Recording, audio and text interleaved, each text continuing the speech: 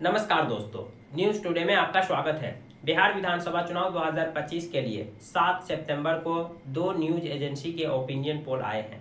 तो आज हम अपने इस वीडियो में इन दोनों न्यूज़ एजेंसी के ओपिनियन पोल का विश्लेषण करेंगे कि आगामी बिहार विधानसभा चुनाव की दशा दिशा क्या होने वाला है। यानी इस ओपिनियन पोल के मुताबिक किसकी सरकार बनता दिखा रहा है, कौन अहम फैक्टर होने वाले हैं, क्या थर्ड फ्रंट आगामी बिहार विधानसभा चुनाव में निर्णायक मोड़ निभाता दिखेंगे। इन सब पर हम विस्तार से चर्चा करेंगे।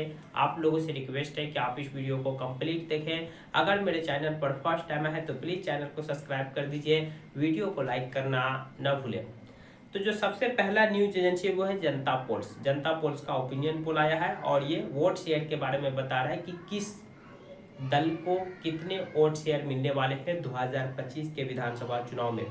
तो जनता पोल्स के ओपिनियन पोल के मुताबिक बीजेपी प्लस यानी कि बिहार में जो एनडीए गठबंधन है जिसमें बीजेपी, जेडीयू, एलजेपी, हम, आरएलएम यानी कि उपेंद्र कुशवाहा की पार्टी, ये सारे गठबंधन को बिहार के विधानसभा चुनाव में इस समय के जो पोल आए हैं इस पोल के मुताबिक 36% वोट मिलता दिख रहा है। 36%। वहीं बिहार में जो आरजेडी प्लस गठबंधन है यानी कि इंडिया ब्लॉक कह सकते हैं जिसमें कांग्रेस, आरजेडी, मुकेश सहनी की पार्टी, लेफ्ट की पार्टियां, तो ये जो गठबंधन है इस गठबंधन को 35.5 यानी कि इन दोनों के वोट शेयर में मात्र 0.5% का अंतर है इस ओपिनियन पोल के मुताबिक अभी तक। वहीं इस ओपिनियन पोल में जो सबसे आश्चर्यजनक वाला जो डेटा है या रिपोर्ट है कह सकते हैं कि वो जन स्वराज को लेकर है। इस ओपिनियन पोल के मुताबिक जन स्वराज को 18.5% वोट मिल रहा है, जो एक बहुत बड़ा अचीवमेंट है। कोई नई पार्टी जिसको कुछ दिन पहले 2 महीना पहले तक तो कोई मतलब ले ही नहीं रहा था कि ये कोई फैक्टर भी होगा, लेकिन जिस तरह से 2 महीना में बिहार में जन स्वराज ने अपना एक पहचान बनाया है, अब तो हर दल उन्हें मतलब ले रहा है सीरियस कि हाँ ये हमारा नुकसान पहुंचा सकते हैं, हमें नुकसान पहुंचा सकते हैं। ये इस समय के चुनाव में यानी बिहार विधानसभा चुनाव में एक अहम फैक्टर होने वाले हैं। और ये जो न्यूज एजेंसी की सर्वे भी बता रही है कि 18.5% वोट जन स्वराज पार्टी को जा रहा है। और अभी 2 महीने हैं विधानसभा चुनाव में। अगर ये 2 महीना पिछले 2 महीना की तरफ रफ्तार से अगर जन स्वराज बढ़ा तो फिर ये वोट शेयर कहाँ जाएगा आप सोच सकते हैं। तो फिर यहाँ पर जो सरकार का रंग रूप क्या होगा, स्वरूप क्या होगा, ये भी आप अंदाज़ा लगा लीजिए। क्योंकि इस वोट प्रतिशत में एक अदर के बारे में भी कहा गया कि अदर को 10% वोट मिलता अभी भी दिख रहा है। और वोटिंग के दिन तक ये अदर हो सकता है कि जनसुराज के साथ चले जाए, बीजेपी प्लस के साथ चले जाए, आरजेडी प्लस के साथ चले जाए।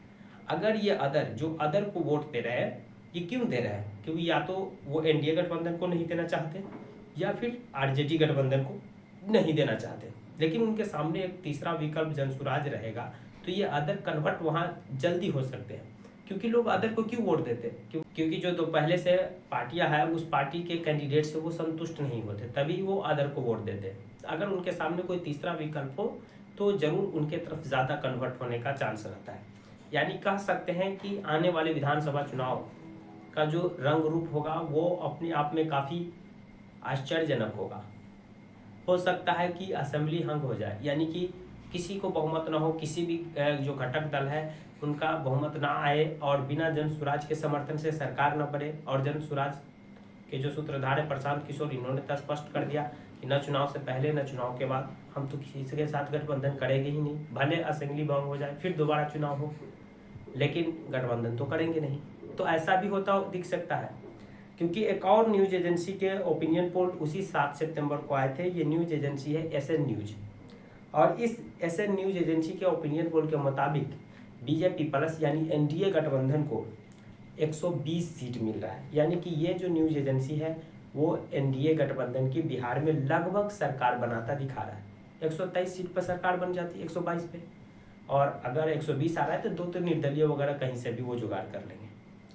वहीं आरजेडी को ये बहुत मतलब कम सीटें दे रहे हैं, 58 सीट मात्र आरजेडी को दे रहे हैं एसएन न्यूज। वहीं जन स्वराज को एक अच्छा खासा सीट मिलता दिख रहा है इस ओपिनियन पोल के मुताबिक। जन स्वराज के खाते में 52 सीटें जा रही है।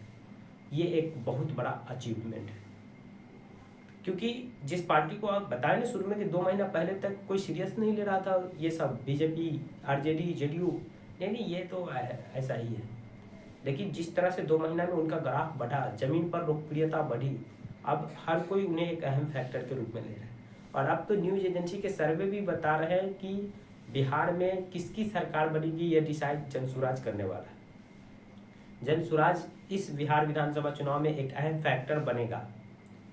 अदर के खाते में 4 सीटें जाएगी, यानी कि इस न्यूज एजेंसी के माने तो बिहार में बीजेपी की सरकार बनती दिख रही है। लेकिन फिर भी यहाँ पर जो एक अहम फैक्टर है वो जनसुराज को दिखाया जा रहा है कि जनसुराज के खाते में 52 सीटें जा रही हैं।